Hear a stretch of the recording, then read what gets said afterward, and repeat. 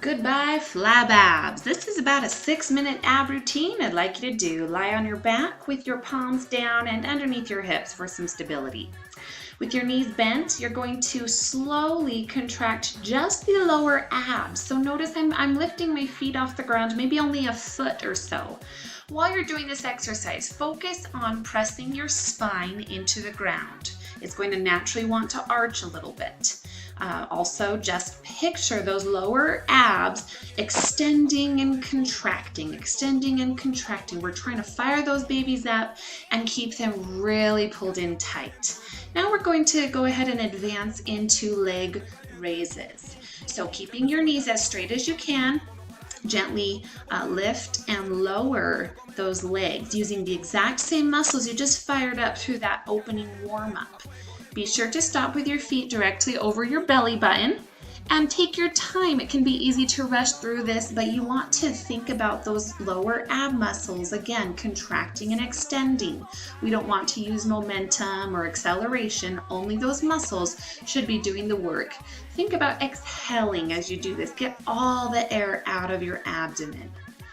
If it's something you need to make a little bit easier, go ahead and maybe only lower your feet 45 degrees off the ground. As you get better and better at this, you will be able to go down to 4 to 5 inches off the ground. Now we're going to do some reverse crunches. Keep your arms out with your palms pressing into the ground for some leverage. Going to lift that pelvis as high up off the ground as you can while keeping your abs pulled in very tight. Blow all the air out. So we don't want it to pooch out. We want it to be sucking in. Think of your belly button to your spine and gently rolling that down. Now we're going to go into some scissor switches with your arms extended overhead, or if you need that stability, that leverage, go ahead and put them under your hips again as we did in the beginning.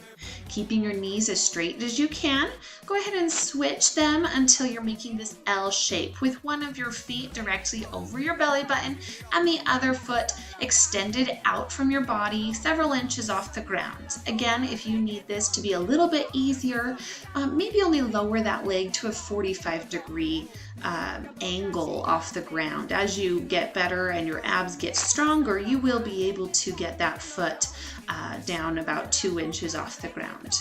Now let's go ahead and bring it into cannonballs. So extending everything out in one straight line, and then as those knees pull in, you're going to gently lift your shoulders off the ground and getting that full body contraction. Really think about keeping your chin up high. You don't want it to be buried in your chest. And so you can do this by keeping your eyes up high or looking over your knees as they pull in. Focus on really, again, blowing out all of that air. Now let's transition into a cross crunch. So keeping your elbows wide. A lot of people, you'll tend to let one elbow really pull in and you tend to drop your chin. So I want you to picture an orange under your chin. Don't make orange juice. Don't squish that orange. So keep your eyes high.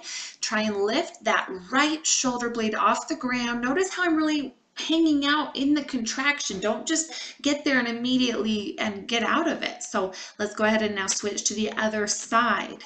So focusing on that cross contraction. This is where we really pull in the transverse obliques. We're hitting both sides of the full rectus abdominis there. Now keep your eyes high, focus on pulling your belly button into your spine. Exhale with every contraction. Keep your movement nice and smooth. You should be burning right now. That's awesome. I need you to push through it because we got about 2 minutes left. You can do it. If you need the break, take the break, but jump right on in with me again. Now keeping your eyes high, we're going to do some toe touches. So legs are extended over your belly button. You're going to reach up and hold that contraction and slowly come down. Hold and slowly come down, keeping your eyes nice and high. Keep that orange underneath your chin. Again, focus on pushing that belly button down, down, down into the ground. Now you're going to be doing some rollovers. So we're doing a Superman stability hold using the lower back muscles, your erector spinae muscles.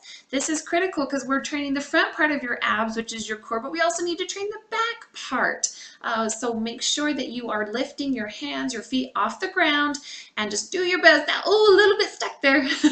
You'll have a lot of fun trying to get this to work for you. So just focus, again, belly button to spine, and slowly bring those knees into your chest.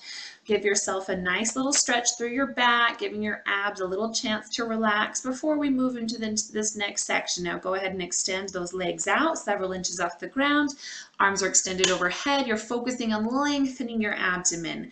Now gently pull those knees back into your chest. Breathe again. This is your chance to let those abs really relax. They've been through a lot of work. Hopefully you're burning, you're on fire.